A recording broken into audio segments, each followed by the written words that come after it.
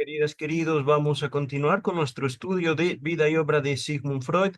Estamos ya avanzados en el eh, tomo número 2 de la obra de la biografía oficial hecha por Ernest Jones. Estamos estudiando el texto Los adversarios del psicoanálisis, pero tuve una duda, queridas y queridos. Ahorita están viendo el texto que ya leímos, nos quedamos en la página 118, después de una patética o al menos inexistente defensa dentro de la biografía oficial. Ajá. Freud estaba empezando a ser objeto de ataques que, como vimos el video pasado, ataques totalmente injustificados, basados principalmente en prejuicios morales no religiosos. Dentro del movimiento psicoanalítico ya se habían reunido un conjunto de médicos y también empezaban a conocerse dentro de otras disciplinas, dentro de otros campos de estudio del conocimiento humano, las obras y las ideas de Freud, entre ellas la pedagogía, entre ellas la sociología, entre ellas también la teología. Ajá. Dentro del movimiento psicoanalítico empiezan a conjugarse un conjunto de mentes, pero también encontraba Freud los más diversos ataques. Y el doctor Freud no era, o al menos eso dijo el biógrafo en el video que les dejaré en la descripción. En todo esto que ya leímos, Freud decía, yo no soy un combatiente. Ajá. Pero verán, lo que yo tuve por duda fue un simple dato. Ajá. Ahorita estamos viendo los primeros pagos, y como están viendo, clérigo presbiteriano. Ajá. Uno de los que empezaron a formar los primeros discípulos de Sigmund Freud. Aquí nada tiene que ver la medicina, y aún así las ideas de Freud llamaban la atención, y sin embargo, este clérigo presbiteriano de Australia fue, digámoslo así, despojado de su ministerio. Ajá. Simplemente por decir lo que dice Freud tiene sentido. Ajá. Hay otras historias que vimos en el video pasado, pero aquí es donde llego a mi duda. Este nombre, Sigen o Saigen, así lo presentan, nada más. Ajá. Y este nombre se repite más adelante, justo donde nos habíamos quedado. Invitan a Freud a un congreso, me parece, eh, primer Congreso Internacional de Psiquiatría y Neurología, realizado en Ámsterdam. El objetivo del congreso era literalmente atacar a Freud. Ajá. Bueno, entre muchas otras cosas. Ujú. Y aquí vemos que Freud manda a su caballero, a su defensor, Carl Gustav Jung, y lo manda 1907. Ellos rompen relaciones en 1914, poco antes de estallar la Primera Guerra Mundial. Ajá. Freud manda a Jung, defiende el psicoanálisis, defiende nuestra ciencia, y lo que al parecer hace Jung junto con Ernest Jones, se sonríen a la distancia y no dijeron nada, o al menos nada que haya quedado registrado en la biografía oficial escrita por Ernest Jones. Ajá. Todo esto lo vimos el video pasado, lo están viendo en pantalla. Si quieren pausarlo, yo voy a continuar.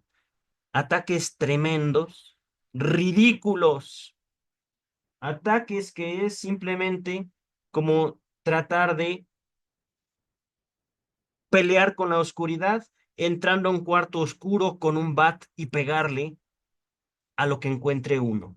Esperar que con esa clase de agresiones y de violencia deje de estar oscuro el cuarto. Ajá. Y Jung no dijo nada, o al menos nada que no haya quedado registrado. Y el nombre que les mostré, Sigen o Segen, no lo sé, Sagen, aquí aparece, y es un nombre que se va a seguir repitiendo. Miren, Jung sintió, por supuesto, verdadera repugnancia frente a todo esto y se congratuló, agradeció la decisión de Freud de no estar presente. para no ser objeto de semejante insolencia. Pero ¿qué carambas dijo? El biógrafo no nos lo explica. Ajá. Por aquí nos quedamos. Ajá. Y más adelante aparece este caballero que me tomé la molestia de investigar. Ahorita están viendo en pantalla el texto, pero busqué y es muy probable, no lo tengo totalmente cierto, pero es muy probable que estemos hablando del filósofo Theodor Sigen. Y quiero que vean esto. Por supuesto, es fuente Wikipedia. Hay que eh, corroborar esto, pero Theodor Sigen, información personal, bla, bla, bla, coincide me parece que también dónde se llevó el Congreso, dónde se llevó a cabo el Congreso de Neurología, dónde fue atacado el psicoanálisis y dónde Jung no dijo nada. Ajá. Un trasfondo cultural. Ajá. Pero miren esto, Partido Nacional Socialista. Claro está, esto es lo que tenemos que investigar, queridas, queridos. Se los he advertido. No estoy ahorita despertando o buscando simpatía hacia Freud, sino más bien poniendo énfasis en el carácter humano de los exponentes de las ciencias naturales, humanas. Ajá. Cualquier ciencia obedece a los intereses de ciertas personas. Ajá. Intereses políticos, intereses económicos, intereses de poder. Ajá. No lo digo esto para que tachemos a Theodor Sigen ya de haber matado judíos en la Segunda Guerra Mundial, pues parece ser que sí vivió pasando la Segunda Guerra Mundial. No sabemos la actividad de este caballero, de este filósofo durante la Segunda Guerra Mundial y su relación o sus actividades dentro del Partido Nacional Socialista Alemán. Ajá. Lo que sí sabemos es que, al menos en la biografía oficial de Sigmund Freud, hecha, escrita por Ernest Jones, aparece como un oponente, un adversario. Ajá. Ahorita vamos a continuar, estamos 1907, ¿vale? En esta época se estaban realizando audaces intentos destinados a introducir las ideas psicoanalíticas en Berlín. El 14 de diciembre de 1907, Julius Burger leyó un trabajo en el Psychiatrischer Verein, Asociación Psiquiátrica de la ciudad de Berlín, ajá, en el que defendió estas ideas y logró sobrevivir a la unánime oposición que encontró. Repito, oposición completa. Un año después, el 7 de noviembre de 1908, Abraham leyó un trabajo en la misma sociedad, donde los aspectos eróticos de la sobre los aspectos eróticos de la consanguineidad. Provocó un arranque de furia de parte del famoso neurólogo Oppenheim, quien manifestó que seguramente no atinaría a poner en su exposición toda la crudeza y la decisión con que habría de replicar a ideas tan monstruosas.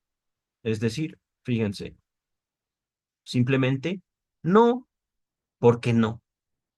No es que yo quiera o pueda argumentar algo en contra de lo que tú dices, Carl Abraham. Simplemente, no oigo, soy de palo, tengo orejas de pescado. Ajá. Y esa fue la reacción de un neurólogo llamado Oppenheim, científico.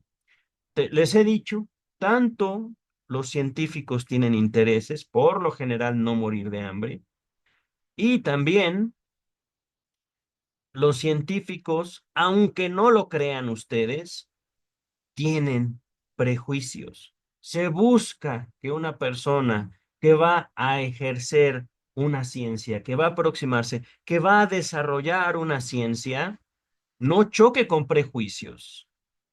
Pero en la historia de la ciencia hay esa clase de científicos que por una cuestión puede ser religiosa, puede ser económica, puede ser social, o simplemente porque el tema que se está abordando choca directamente con su criterio personal, se oponen a diversas formas del conocimiento o a diversos conocimientos específicos.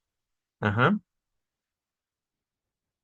Entonces, aquí, Oppenheim, no oigo, so de palo, se tapa los oídos, se tapa los ojitos, no ve, no sabe nada, simplemente no, porque no. Psicoanálisis, feo, feo, feo. Ajá.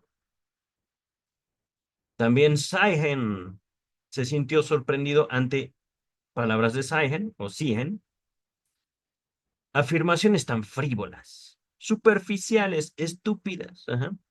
Y sostuvo que todo lo que escribía Freud carecía absolutamente de sentido, a pesar de que, al parecer, no se dio cuenta que escuchó palabras y pensamientos de otras personas que, por supuesto, se apoyaban en Freud, en lo que descubrió y desarrolló por primera vez Sigmund Freud, desde la interpretación de los sueños que les dejo en la descripción. Ajá. Un segundito. Listo, continuamos. Bratz, este no sé quién es. Bratz, ahorita no lo vamos a investigar, yo creo que lo dejamos para otro momento. Afirmó enfáticamente que lo que estaba en juego eran los ideales alemanes y que era necesaria alguna acción drástica para protegerlos. Es decir, miren, y esto es curioso, 1907, previo a la Primera Guerra Mundial, estamos hablando de comunidad científica, médica, doctores específicamente. Ajá.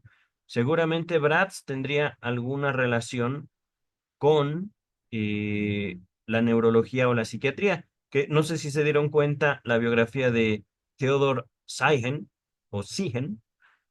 decía que era filósofo, pero se dedicaba a la práctica psiquiátrica. Ajá. Bratz seguramente tendría alguna relación con la medicina.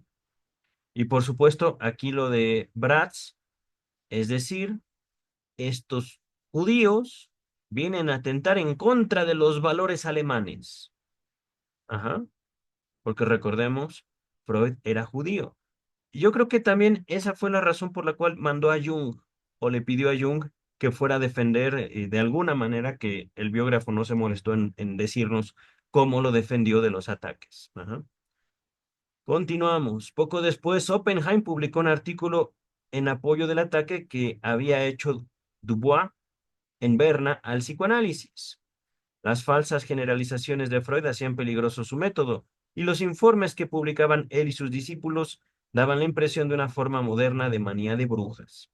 Estaba ante el deber urgente de llevar la guerra a esta teoría y a sus derivaciones, ya que estaban extendiendo rápidamente, ya que se estaban extendiendo rápidamente y el público se veía inevitablemente confundido. Vean, es que esto me parece, es una inquisición, es una quema de brujas. El propio Oppenheim dice, el psicoanálisis es una manía de brujas, pero no se da cuenta, Oppenheim, que está provocando o está invitando a la comunidad científica a una cacería de brujas. El confundido, me parece, era Oppenheim.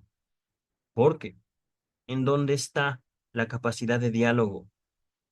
Si estamos hablando de gente educada, si estamos hablando de científicos, ¿en dónde está el diálogo? No, no, no, simplemente Karl Popper. Falsacionismo, falsacionismo, se cayó el falsacionismo y el psicoanálisis se sostiene. Ajá.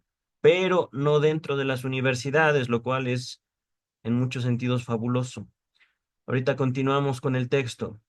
El infatigable Abraham leyó otro trabajo en la misma sociedad el 8 de noviembre de 1909, esta vez sobre estados oníricos.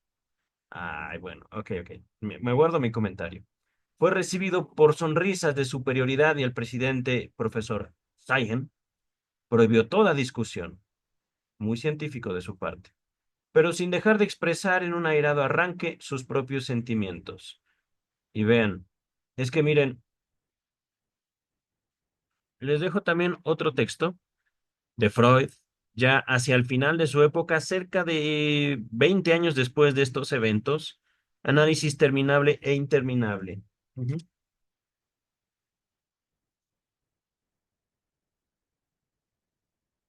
Podríamos decir, esto que estoy subrayando es el éxito del psicoanálisis.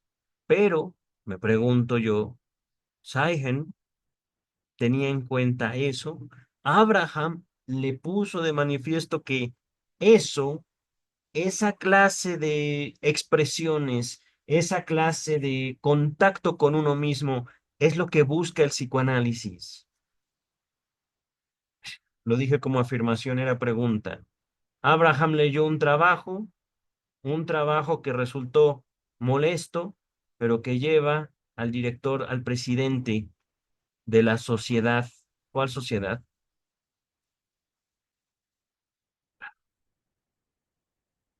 ¿Dónde estaba la sociedad? Asociación Psiquiátrica de Berlín, al parecer. Asociación Psiquiátrica de Berlín.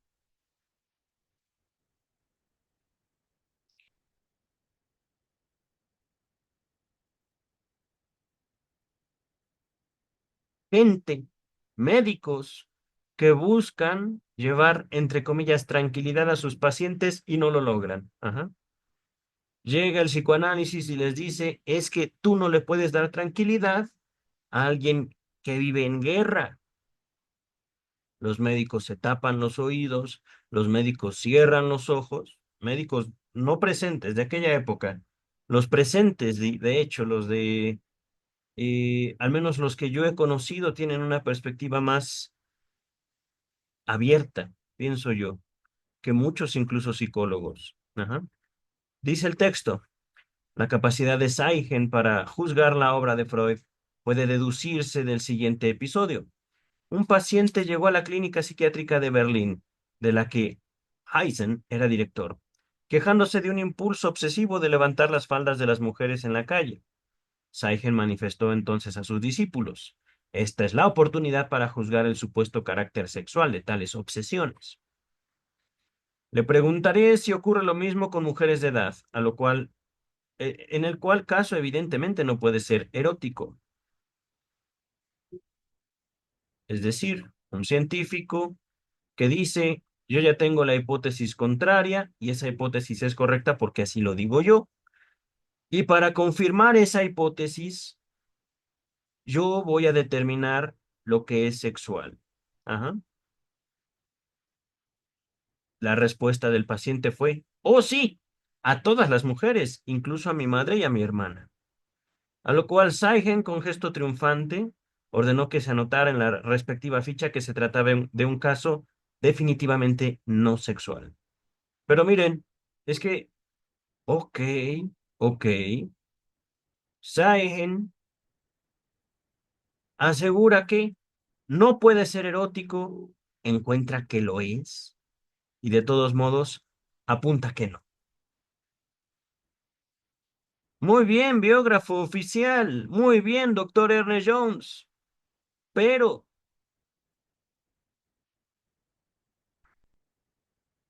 ¿cómo diablos se defendieron de este sujeto? Ustedes, en el momento en el que él les ponía todas las trabas. ¿Cómo? Freud seguía, por supuesto, dice el texto, bien de cerca todo el proceso, y parecía estar especialmente interesado en las cosas que ocurrían en Norteamérica. Quizá por qué. Fue allí donde habló por única vez en su vida ante un auditorio absolutamente sin restricciones. Y por supuesto, tampoco fue del total agrado de del público, querido doctor Freud. Voy a relatar por ello tres incidentes de ese alejado continente que ocurrieron en 1910, que es el año que acabamos de llegar. Seguramente esto fue escrito en 1910, o tal vez se está refiriendo Jones a el avance cronológico que le ha dado a su obra. En la reunión de la Asociación Americana de Psicología congregada en Baltimore en 1909, Boris Sidis llevó un violentísimo e injurioso ataque a la obra de Freud, protestando contra, palabras de Sidis, la loca epidemia de freudismo que invade actualmente Estados Unidos. La psicología de Freud, palabras del biógrafo, nos hacía retroceder a la oscura Edad Media, y Freud mismo era simplemente uno de esos piadosos sexualistas, de los que tenemos numerosos ejemplos en América misma. Véase Oneida Creek, el mormonismo, etcétera. ¿Qué? El mormonismo como un piadoso sexualista. ¿Qué diablos? ¿En serio? ¿De qué se trata eso? ¿De dónde saca este sujeto que el mormonismo es sexual? No sé si ustedes saben, queridas y queridos, que la iglesia de Jesucristo de los Santos de los Últimos Días, una iglesia, bueno, si pueden, vean el capítulo de South Park sobre, ¿cómo se llama su creador? No, Adam Smith es otro. Era un Smith, era Joseph Smith, Theodore Smith. Tom, tom, tom, tom, tom, tom, tom, tom, tom, tom. Un Smith, ajá. Un Smith que dice, un ángel se me apareció. Joseph Smith, Joseph Smith. Un ángel se me apareció en sueños y me dijo que Cristo vino a América y fundó una tribu más de Israel, sí. Y por supuesto, yo soy el único que puede hablar con el ángel y a mí se me entregaron unas tablas que nadie puede ver. Y a partir de esto, funda la Iglesia de Jesucristo de los Santos de los Últimos Días, la Iglesia mormona o los mormones, y tienen muchas prácticas, digamos, muchas doctrinas. Una de esas doctrinas es tener relaciones sexuales vestidos con cierta ropa. Busquen ustedes en Google ropa sexual mormona. No es ningún contenido pornográfico, es simplemente que cómo se puede hacer esta declaración. ¿En qué sentido los mormones eran una secta sexual? Pero bueno, eso lo dijo seguramente un médico. Seguramente no estoy convencido. Podrá haber sido filósofo o antropólogo, no lo sé. Pero piadosos sexualistas. Podría entender que llamaran a los mormones piadosos, pero ¿sexualistas? Ok, la gente. Dice el texto, Putnam estaba tan indignado que no se sentía seguro de sí mismo si tomaba la palabra, pero yo pude replicar con toda tranquilidad. Un poco más tarde, sin embargo, en la misma sesión, Putnam y Stanley Hall, este caballero de aquí, le contestaron de una forma demoledora y definitiva. Pero, ¿qué le contestaron, querido Ernest Jones? En la reunión anual de la Sociedad Neurológica Americana realizada en Washington en 1910, Joseph Collins, un neurólogo neoyorquino, se puso en evidencia mediante un discurso que pronunció a los postres del habitual banquete, es decir, a los asistentes del habitual banquete, y que no era más que un injurioso ataque personal del peor mal gusto posible a Putnam. Protestaba contra la asociación por haber permitido esta a Putnam la lectura del trabajo que acababa de presentar, construido por, según palabras de Joseph Collins, relatos pornográficos acerca de doncellas puras. ¿Ok? Pues, ¿qué habrá escuchado?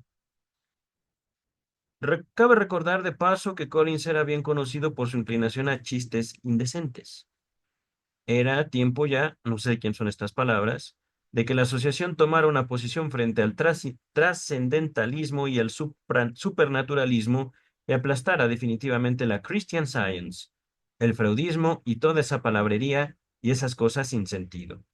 Miren, otra vez, es curioso, en Estados Unidos se asociaba al psicoanálisis con los mormones y con la ciencia cristiana. Pues, ¿qué dijo Putnam? ¿Qué dijo? ¿Dónde está? ¿Dónde está?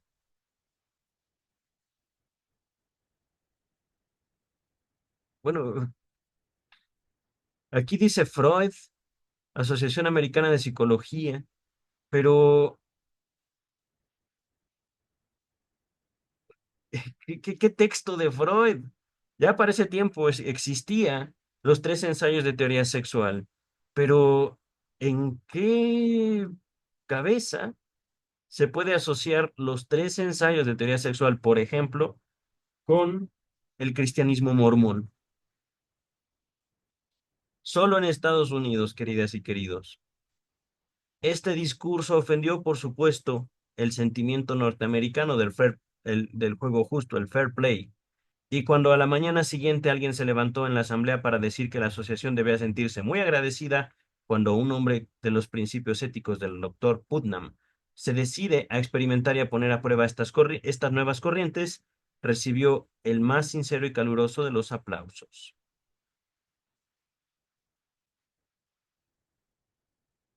Es decir, nuevamente, aquí, Joseph Collins, un opositor, se opone exhibiendo un sentido patriótico. Es que el psicoanálisis ofende a la patria americana. Bravo, bravo. Ese hombre tiene toda la razón. ¿Por qué? Bueno, pues. Es que miren, queridas, queridos, acá podemos decir Freud, y es curioso, acá no dice que Freud estaba en la conferencia. Freud no expuso en la delante de la Asociación Americana de Psicología. Freud no fue a este congreso. Ajá. ¿Quién fue al Congreso, queridas, queridos? El texto no lo pone en evidencia, el texto no lo dice, simplemente un ataque allá. ¿Y cómo sabes eso, Jones? Ajá, ahí estaba Putnam. Ok, Putnam y Stanley Hall contestaron. Me hubiera gustado saber qué contestaron. Pero bueno, más adelante otra vez Putnam. Ajá. Y, dice el texto, el 29 de marzo de 1910 se registró una violenta explosión de insolencia en una reunión de la Sociedad Médica de Hamburgo.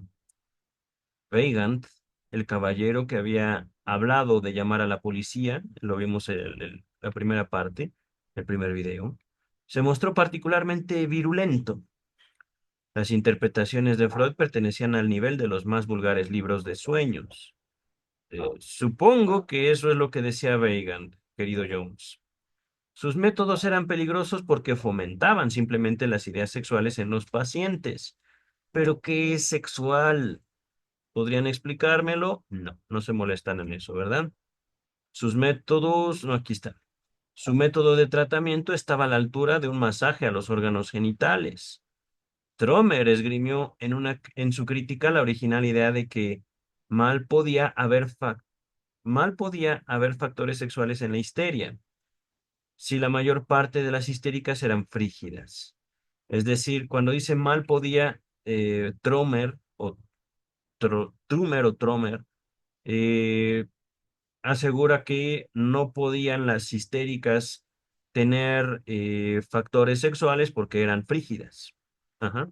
Es decir, toman lo sexual como coital. Ajá. Y no se dan cuenta que la frigidez ya es una manifestación de la sexualidad. Noni, no sé quién sea esta persona, estaba preocupado por el peligro moral que corría el médico que usaba esos métodos. ¿Pero cuáles métodos? Alfred Sanger señaló que con la mención del erotismo anal, las teorías de Freud estaban adquiriendo el aspecto más fantástico y grotesco. Pero por suerte la población del norte de Alemania estaba muy lejos de ser tan sensual como la de Viena. Nuevamente, el orgullo nacionalista, ajá, orgullo regional. Freud hizo el siguiente comentario.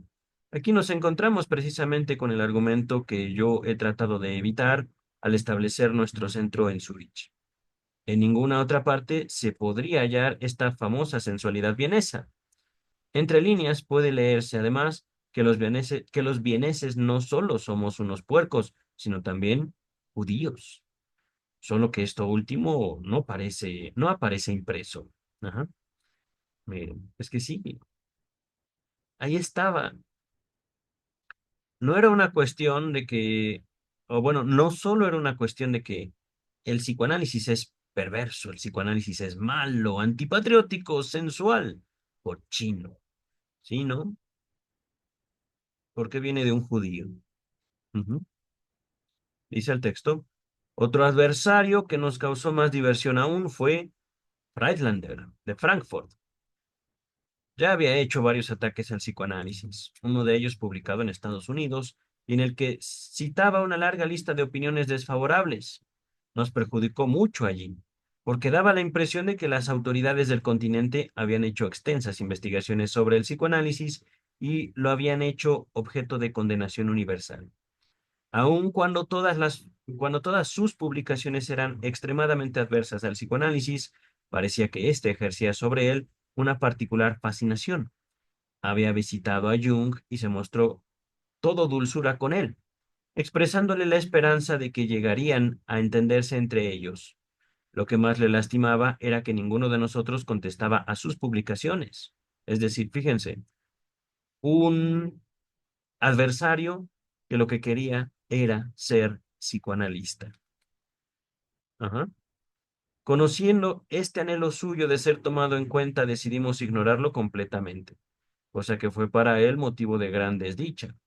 En un trabajo que presentó en Budapest, se quejaba amargamente por la forma en que se lo ignoraba. Palabras de, ¿cómo se llama? Friedlander.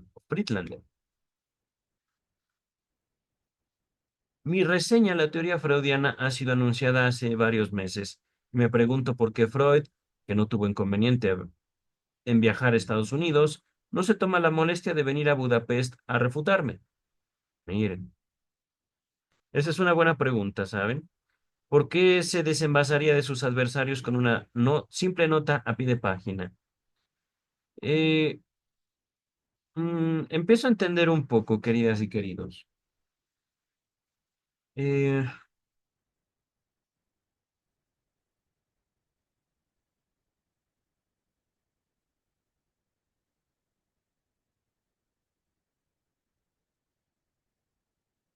Freud no fue a Estados Unidos a contestar adversarios. Y contestar a los adversarios, ahorita lo puedo comparar con contestarle a todo hater en cualquier red social. Es curioso. Pueden ustedes publicar el video más hermoso con el mensaje más increíble que al menos hayan visto en una semana. Su video podría alcanzar el video de ustedes. Supongamos que tienen una cuenta en cualquier red social, Facebook, Instagram, TikTok, YouTube, lo que ustedes quieran, gusten y manden. Y su video tiene 10 millones de visitas en una semana. Entre esas 10 millones de visitas, a pesar de que el video fue hermoso, a pesar de que el mensaje fue brillante, encontrarán haters, encontrarán gente que les eche mierda verbalmente, ideológicamente, gente que los ataque por cómo se ven, por cómo hablan. ¿Les contestarían ustedes? Yo no. Ahorita lo puedo comparar con eso. Ajá. Por un lado. Y por otro lado, también me pregunto, ¿cómo podemos hacer crecer a la ciencia humana, a la ciencia en su conjunto, cuando no nos sentamos a dialogar?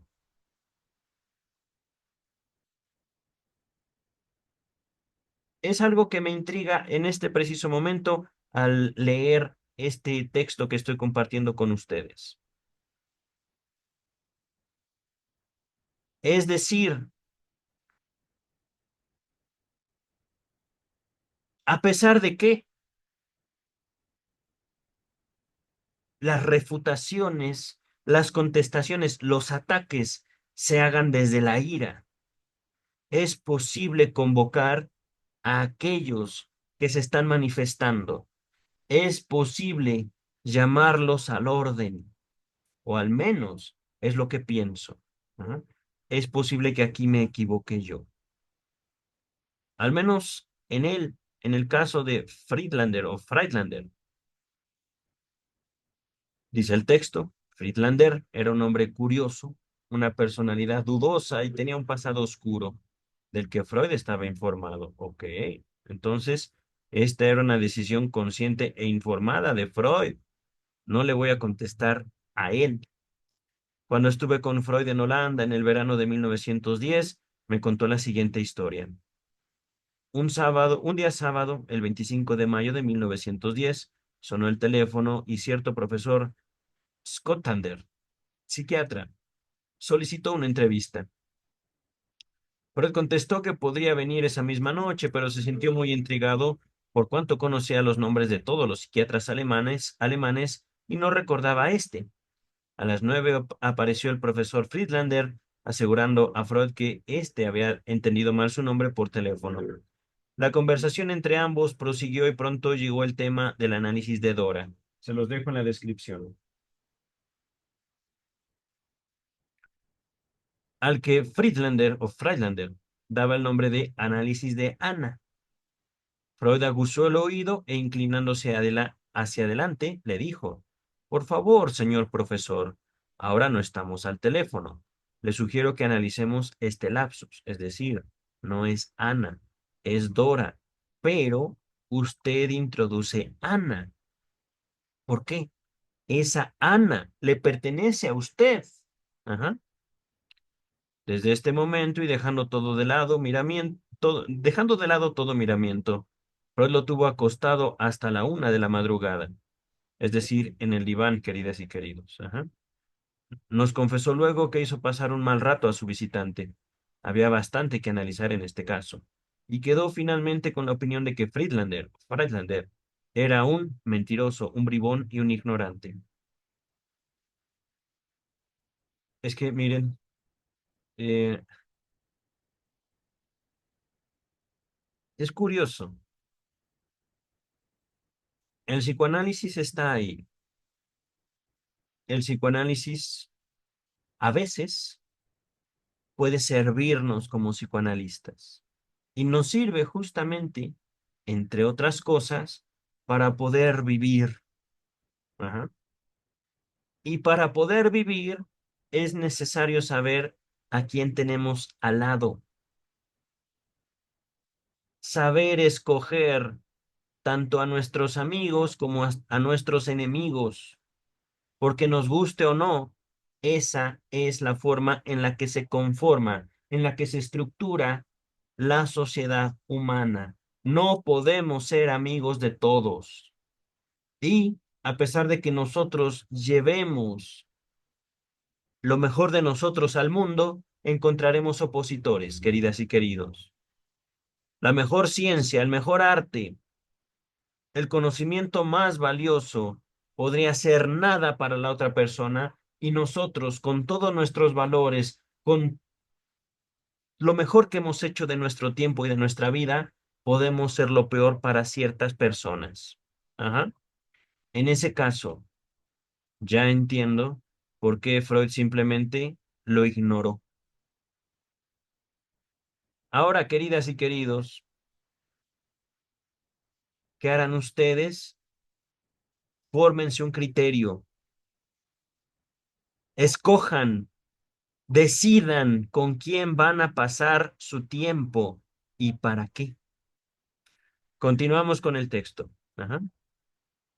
También les recuerdo que los suscriptores de este canal tendrán, por supuesto, no solo acceso temprano a los videos filmados, a los videos grabados, compartidos en YouTube, sino también contacto con su servidor, si quieren. Si no, pues no. Dice el texto. Otro adversario enconado fue Oscar Boch, o Buch, no sé cómo se lee en esto, supongo que es alemán. Voy a leerlo como Boch, latinizándolo. Entre 1899 y 1903 había publicado una serie de artículos en los que sostenía la superioridad de su análisis causal sobre el método psicoanalítico de Freud. La autoobservación intelectual era absolutamente suficiente y no había por qué invocar instancias afectivas. Freud era simplemente un obstinado fanático cuando introdujo estas últimas. Bock presidía el Congreso Internacional de Psicología Médica de Múnich en septiembre de 1911 cuando Seif y yo tuvimos un duro encuentro con él. Era una persona de carácter tiránico y se puso rojo de ira cuando en el curso de la discusión sobre la hipnosis yo expuse el concepto de Ferenczi sobre regresión de la situación progenitor-hijo. Me interrumpió con esta observación. Es cosa disparatada el sugerir que mi poder de hipnotizar a los pacientes se basa en mi complejo paterno. Quiero decir, naturalmente, el complejo paterno de ellos. Lapsus. Ajá. A continuación de lo cual, en obsequio del auditorio, expliqué cuidadosamente el significado del lapsus.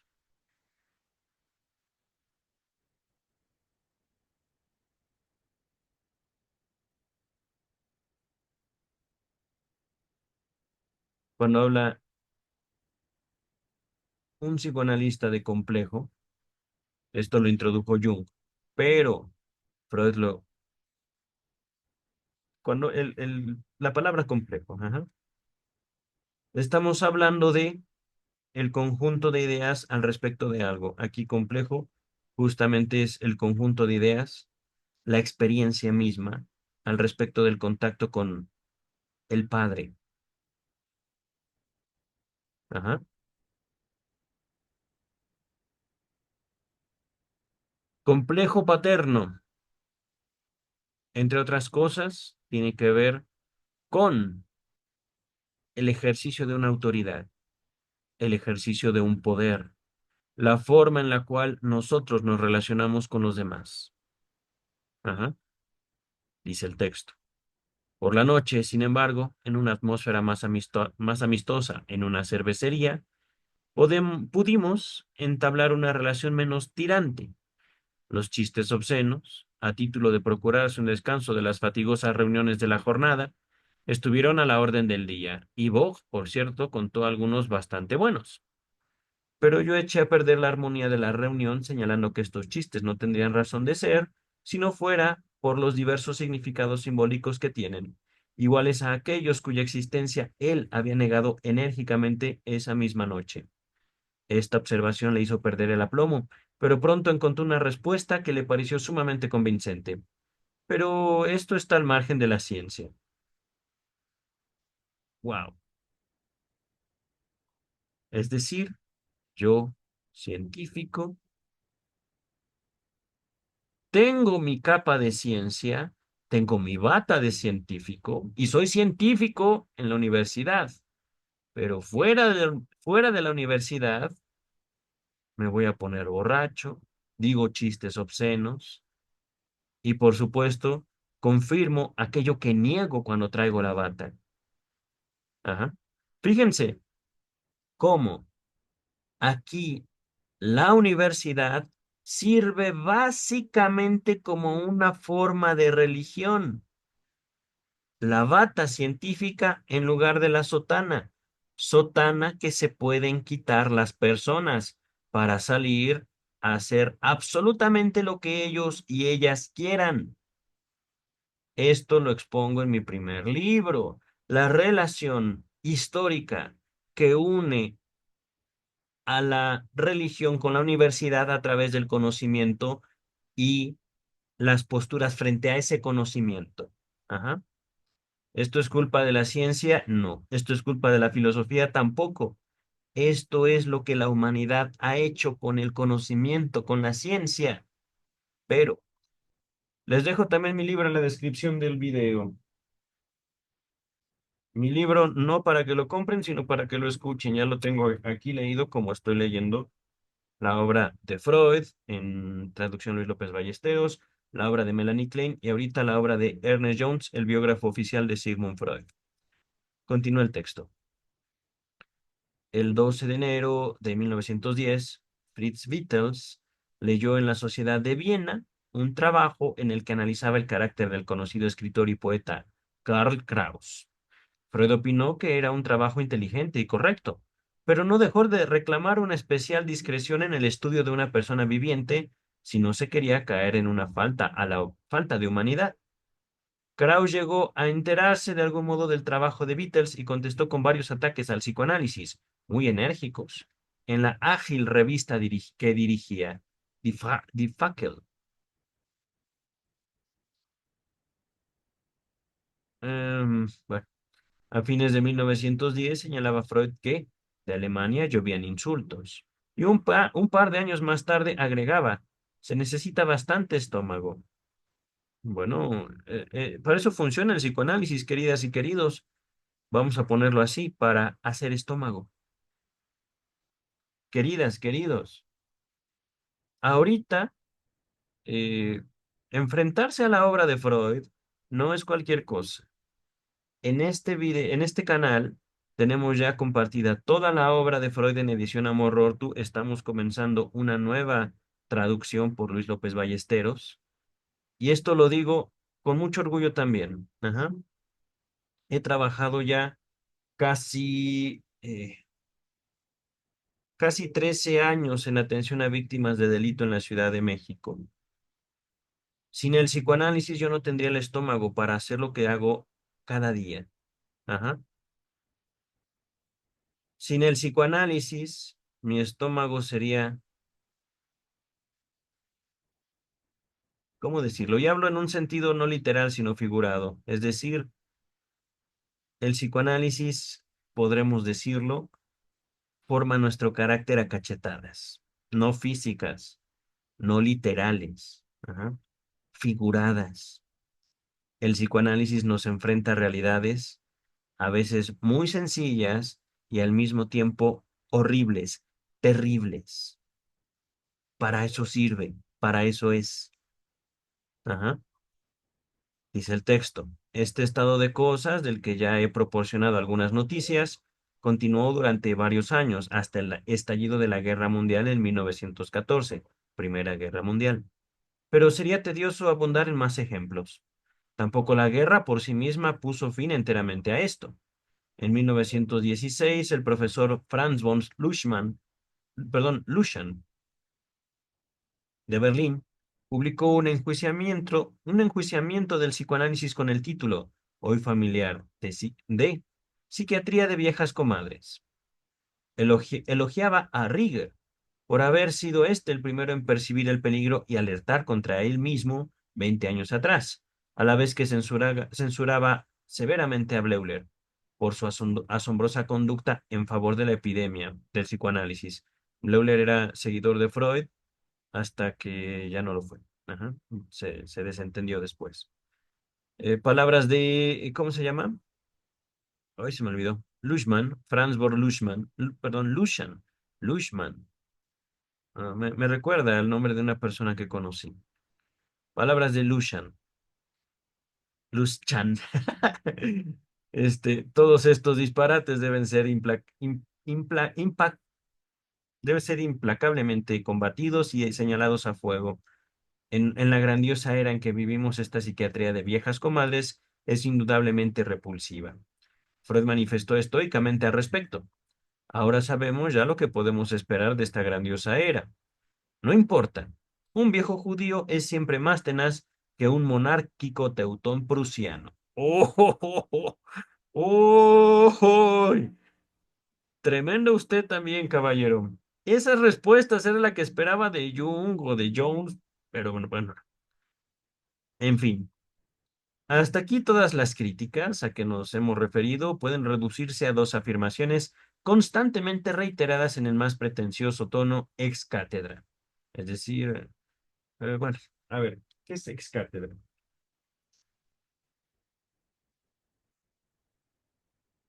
Ex cátedra. Ex cátedra, o también ex cathedra, es una expresión latina que significa desde la cátedra y, en el contexto religioso, se refiere a las enseñanzas infalibles del Papa cuando habla en su calidad de pastor supremo de la Iglesia.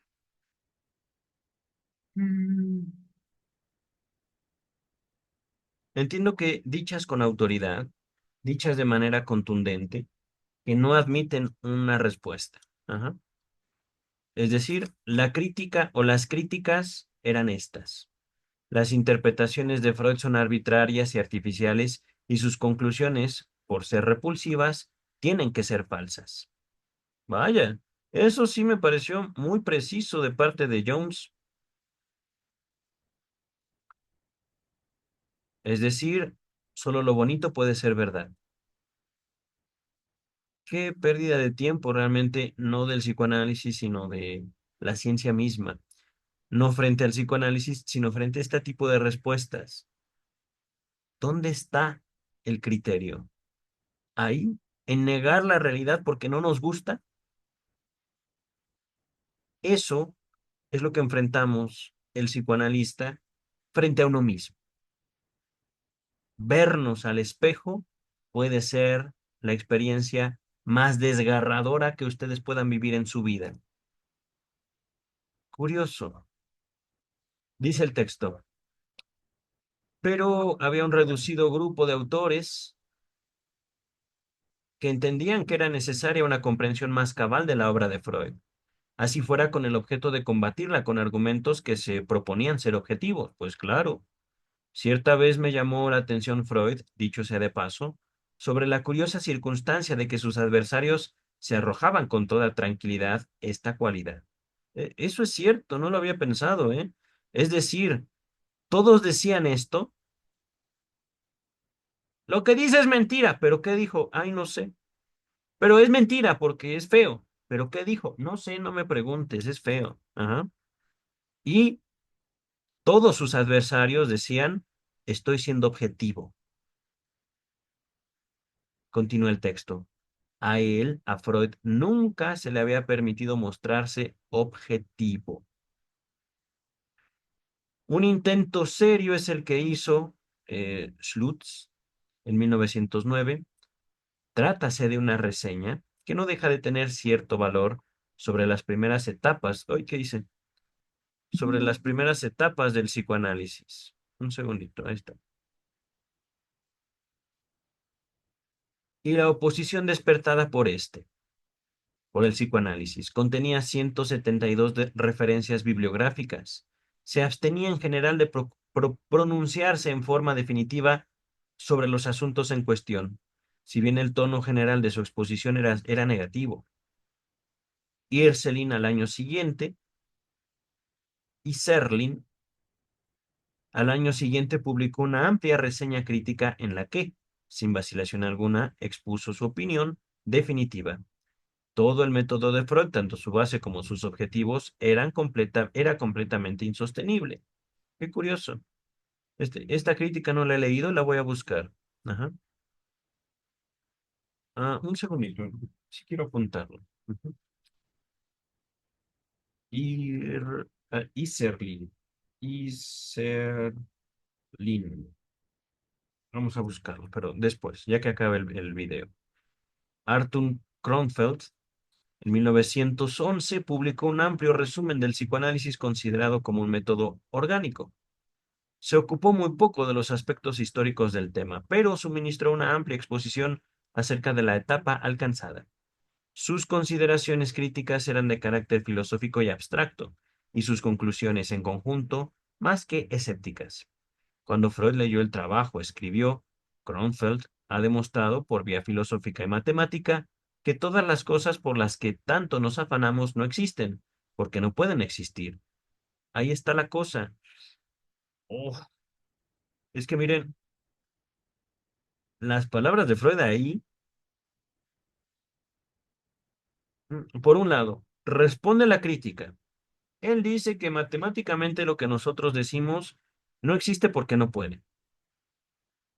Pero ese es el chiste, ese es el punto. ¿Por qué? Si no existe, ahí está. ¿Por qué si no existe, se manifiesta una y otra y otra y otra y otra y otra y otra vez? No es que yo lo quiera ver, ahí está. El derecho, la religión, los sueños. Ajá. He aquí lo que dijo Stark. Leí también el trabajo de Kronfeld. Exhibe la habitual técnica de la filosofía. Usted sabe bien con cuánta seguridad los filósofos se refutan mutuamente, luego de remontarse a esferas bien alejadas de la experiencia. Esto es precisamente lo que hace Kronfeld. Afirma que nuestra experiencia no cuenta para nada, después de lo cual lo refutamos. Ya no es para él más que un juego de niños. Perdón, después de lo cual el refutarnos no es para él más que un juego de niños. Es decir, si nos vamos a lo abstracto, por supuesto, nada de lo que hablamos tiene sentido, porque podemos filosóficamente, a través del lenguaje, contradecirlo todo, la experiencia misma. Ajá. Dice el texto.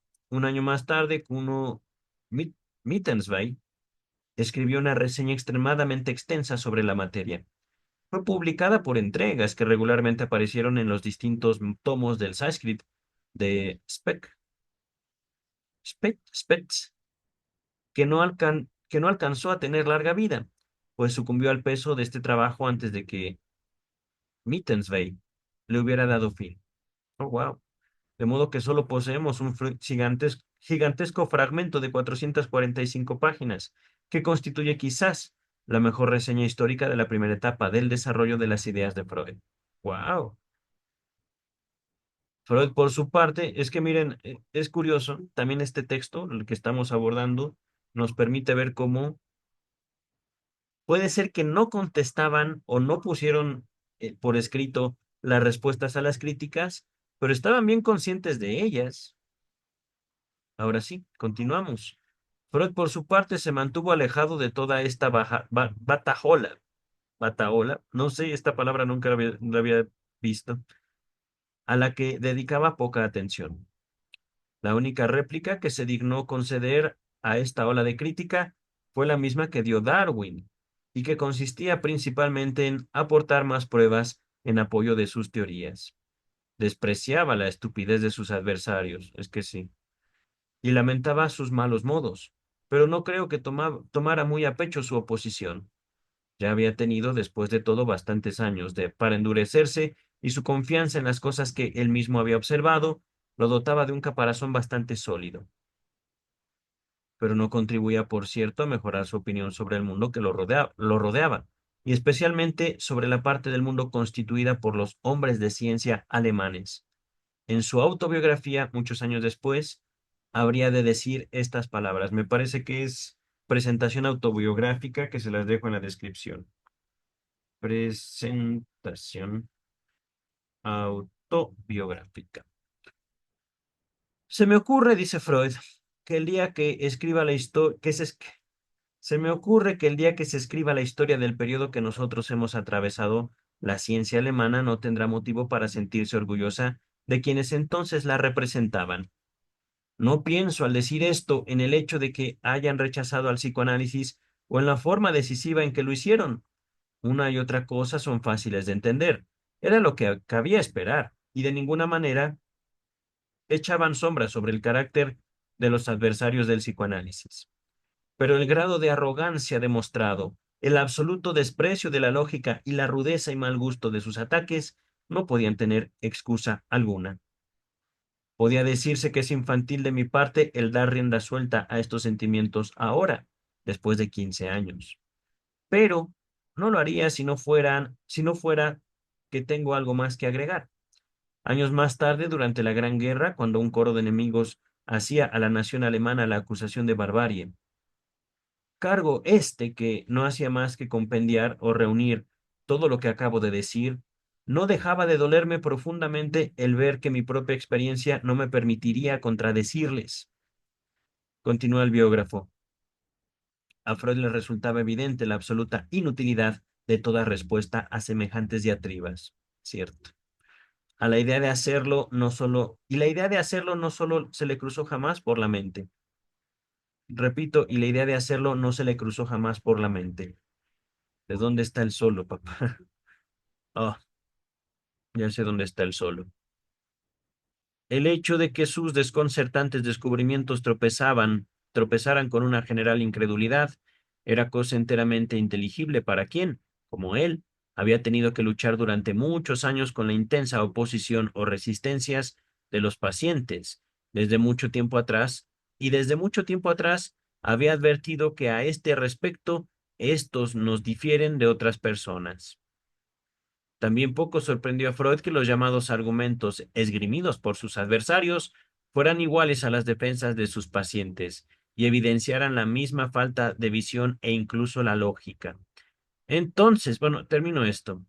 Todo esto estaba, pues, en el orden natural de las cosas y no podía ni conmover sus convicciones ni perturbaciones personalmente. ¿En dónde coloca esto al psicoanálisis frente a la ciencia, queridas y queridos? Freud decía que el psicoanálisis era ciencia y lo sostuvo hasta el final de sus días.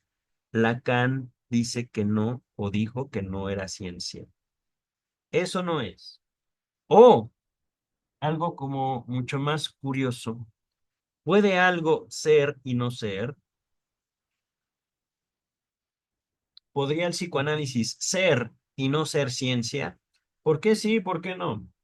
Es un tema que estoy desarrollando, que ahorita no es momento de meterme en él, simplemente lo voy a mencionar. Ajá.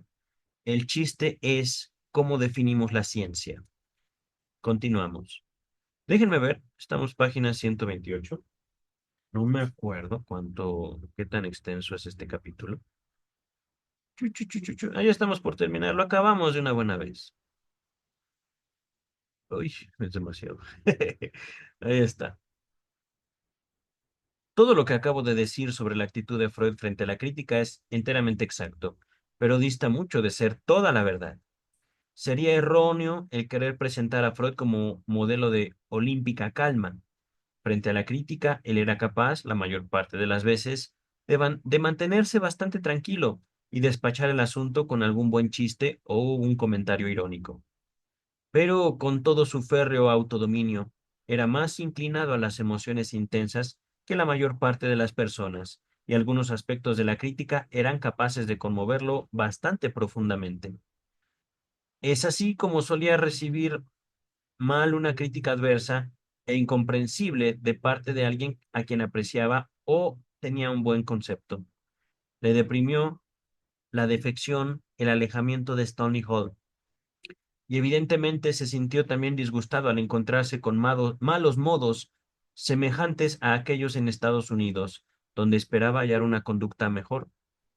Es que, querido doctor Freud, tocó el alma humana.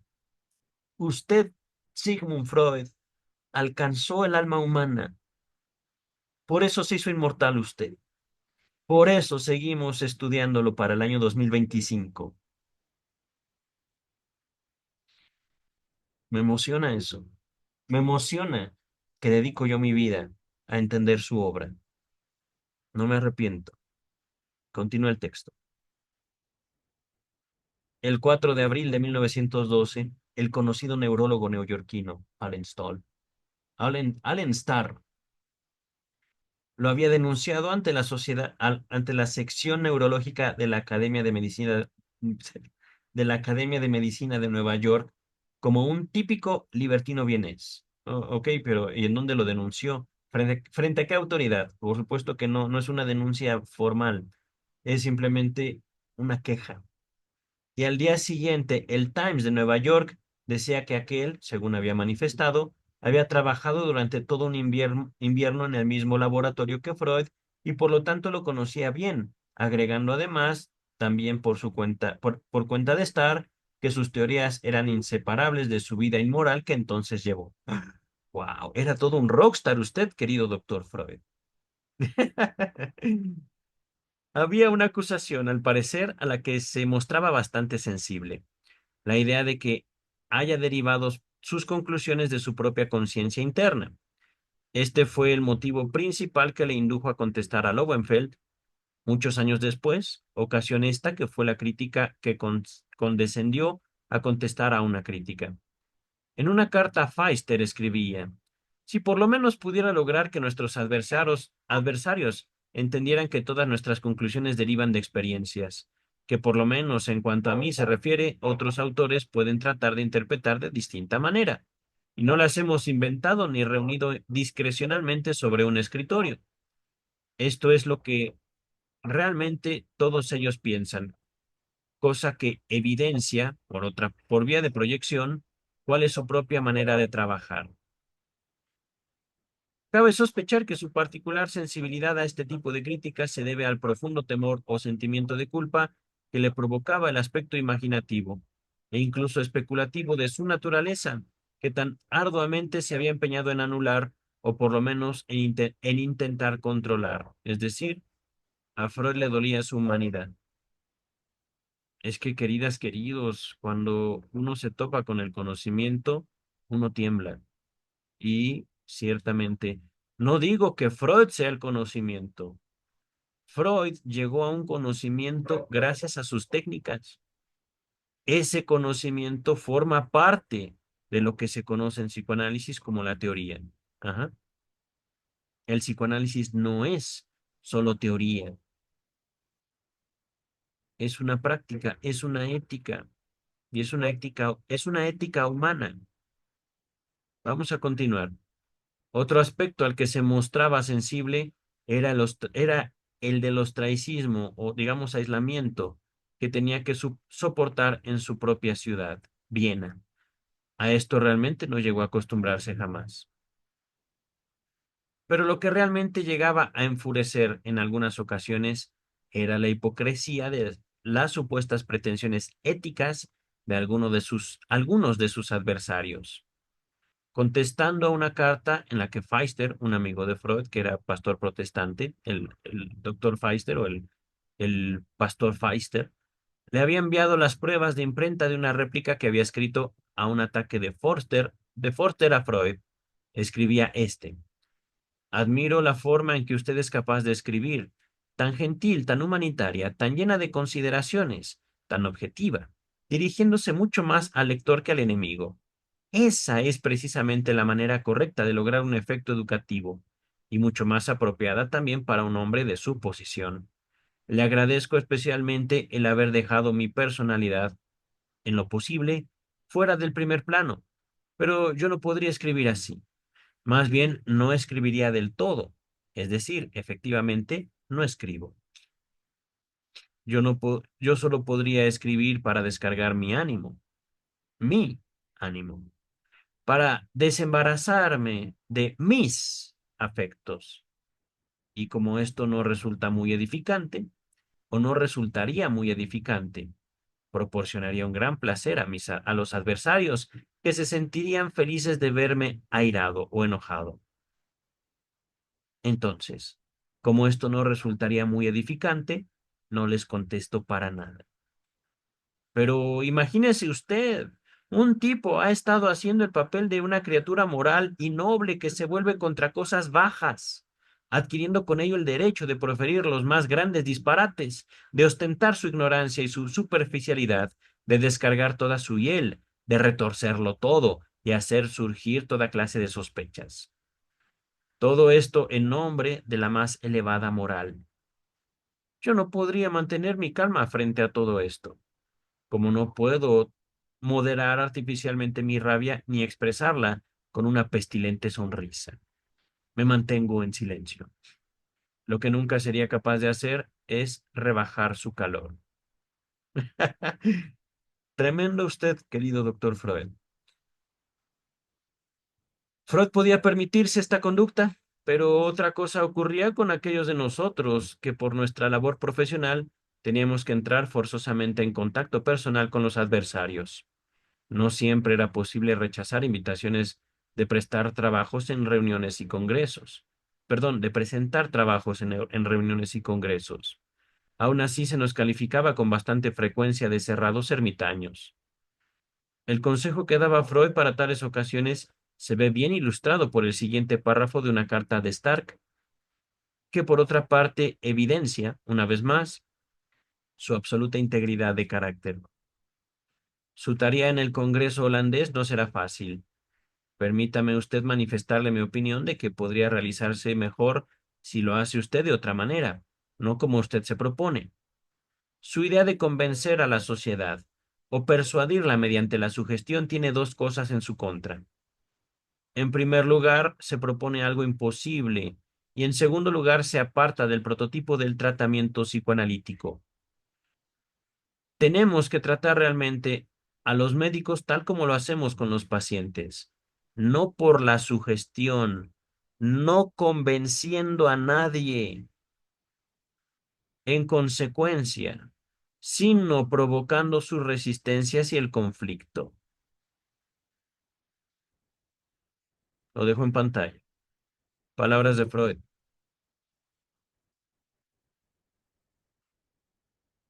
Lo diré de mil maneras. No tengo tiempo para decirlo de mil maneras. De dos maneras. Número uno, el psicoanálisis no es un dogma. El psicoanálisis no es una buena noticia, no es un evangelio. No es, eh, no es un contenido que nosotros transmitamos para que la otra persona se sienta bien. Ajá. Eso se puede dar en una sesión analítica, pero eso no es psicoanálisis. Ajá. El psicoanálisis es acercarnos al vacío que nos constituye como sujetos. Acercarnos. Ajá. Por un lado. Por otro lado, la segunda forma. Ah, a veces provocar resistencias o provocar el conflicto para el psicoanalista significa quedarse callado. Ajá. A veces, dice el texto. Además, no se llega nunca a nada más que esto. Pero miren, es que para llegar a esto, queridas y queridos, provocar resistencias y el conflicto, si uno lo hace en la primera sesión y sin ninguna clase de preparación, uno estaría agrediendo. Ajá. Por eso, el psicoanálisis requiere tacto y tiempo.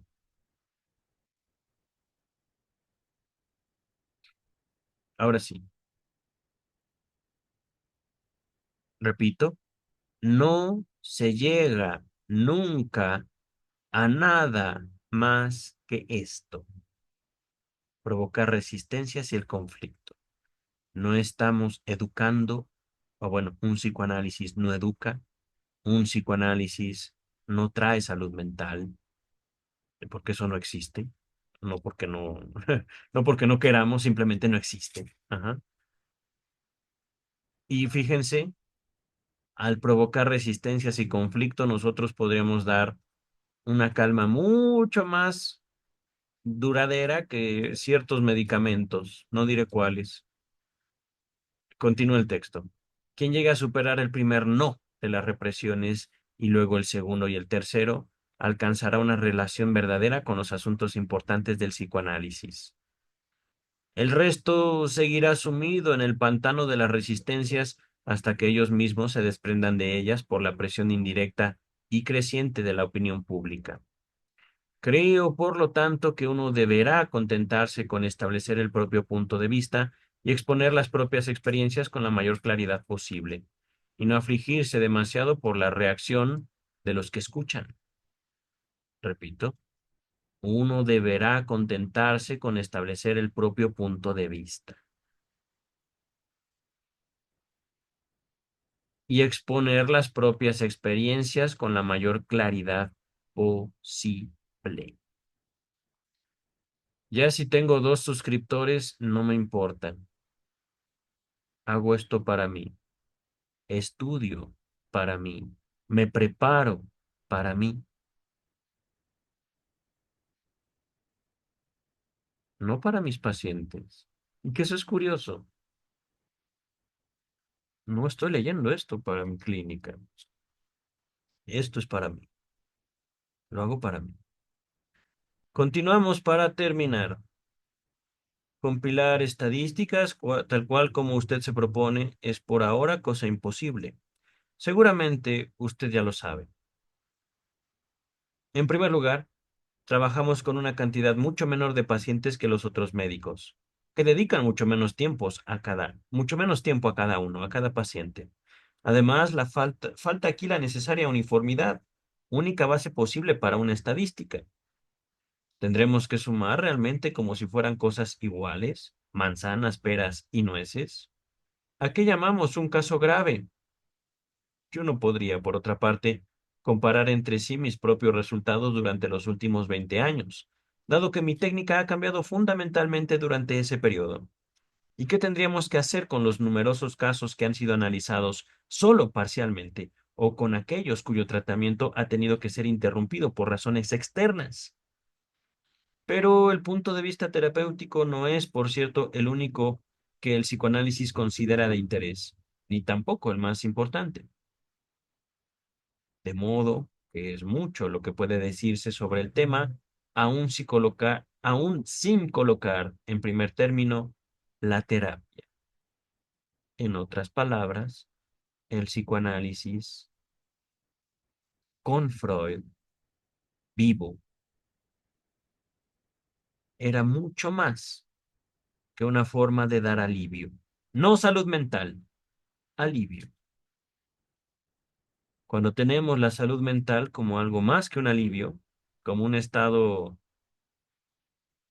más o menos permanente de bienestar, entonces, queridas y queridos, la humanidad pierde.